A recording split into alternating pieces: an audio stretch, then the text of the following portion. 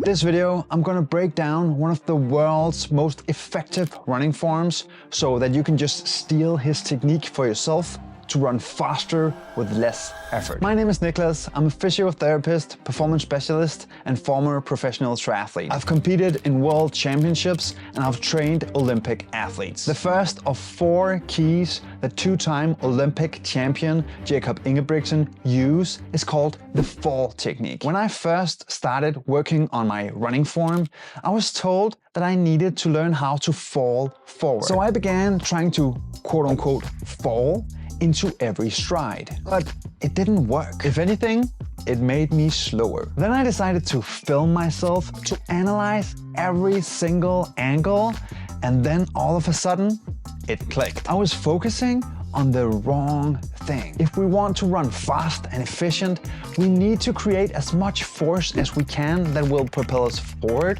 and we need to decrease as much force as possible that we need to overcome. This will help us run faster with less effort. We can do this by using gravity. And we can do that by leaning forward because that will force our balance point just a bit ahead of us, making us fall. But this is where I went wrong. Imagine that you want to fall. If you begin falling forward, but then you bend at the hip, then you'll end up just standing in place. And that was my mistake. If instead you stand up straight and you fall forward from the ankles, then you will force gravity to help you move forward. So let's look at how Ingebrigtsen used this knowledge to basically force gravity to help him move forward and run incredibly fast. If we look at him breaking the 3,000 meter world record here, we can see that there's no bend at the hip. He basically has a straight line. That is a smart move. What Jakob does is that he uses the flexibility of his ankles to move that balance point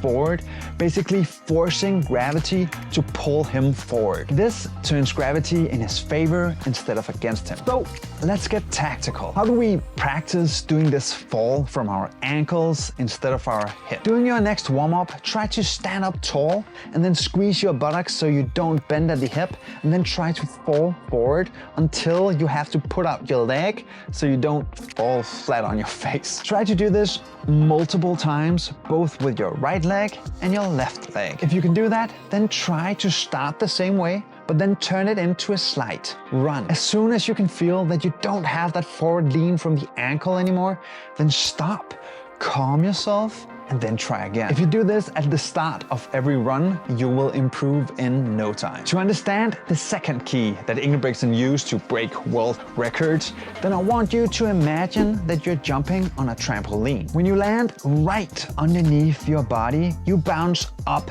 and down using that energy quite well. But if you land with your feet out in front of you, then you won't jump as high and you'll waste some of that energy. Now, let's take a look at Ingebrigtsen. I want you to take a look at his feet. Where do they land?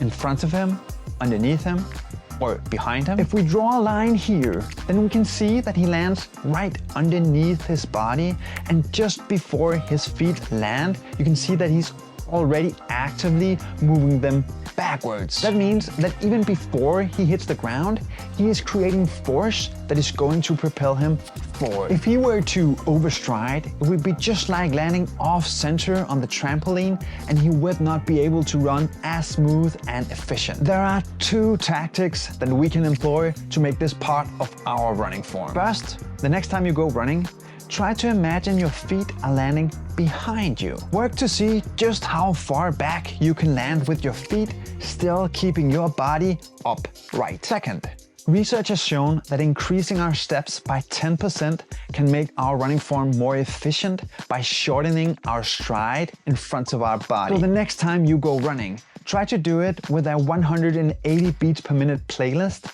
and then just try to run to the beat. This act alone will help you land more underneath your body. Go try it out and then let me know what happened. The third extremely powerful key that Ingebrigtsen used to make running seem effortless is what I like to call the slingshot. When I first started running, you would see my head bounce up and down with every single stride I took. I tried to keep my head still by lifting my shoulders or tucking my head, but all it did was create a headache by the end of every run. On every single video of me running, it looked like I was jumping on a pogo stick and I wasted so much energy to that up and down movement. But it changed when I got introduced to the slingshot. And ever since, I've seen the same pattern in every single world-class runner, including Ingebrigtsen. The further you pull back a slingshot, the further and faster the stone flies. In running, think of your hips like the slingshot. Just like when you pull that slingshot backwards, if you extend your hips, then you're going to create that force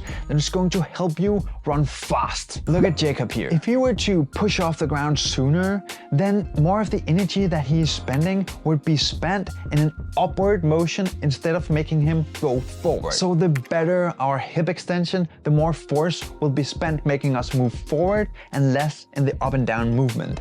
We want that. So how do we get tactical and improve this in our own running? I'll show you what worked for me. Try to stand up, then bend one of your knees and grab your feet with your hands, just like you were about to do a stretch. From here, try to squeeze your buttocks and keep your back straight so you don't start to extend your back, and then try to force your knee backward. Don't do it with your hands, but try to actively, by using your buttocks and your hamstrings, to pull that knee back.